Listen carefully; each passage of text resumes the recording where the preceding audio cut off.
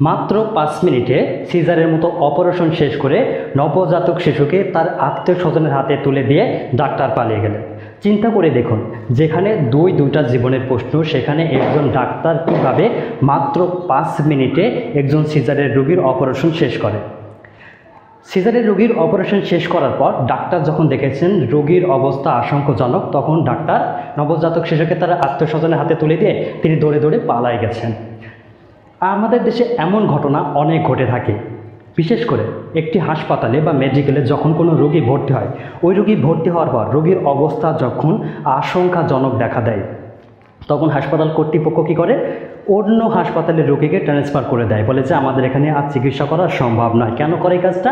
দায় এড়ানোর জন্য, যেন তাদের কোনো বিপদ না হয়, তাদের কোনো প্রশ্নের সম্মুখীন না হতে হয় যে এই হাসপাতাল থেকে এই রোগী মারা গেছে বা এই রোগীর এই সমস্যা হচ্ছে। তাই তারা যখন রোগীর অবস্থা আশঙ্কাজনক, তখন দায় এড়ানোর জন্য অন্য হাসপাতালে রোগীকে ট্রান্সফার করে দেওয়া হয়।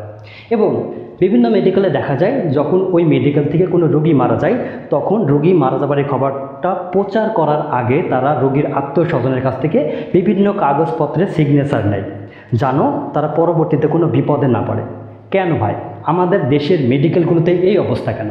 এদের বিরুদ্ধে কি সরকার কোনো পদক্ষেপ নেবে না? সাধারণ মানুষের পাশে দাঁড়িয়ে কি এদের বিরুদ্ধে সরকার কোনো পদক্ষেপ নেবে না?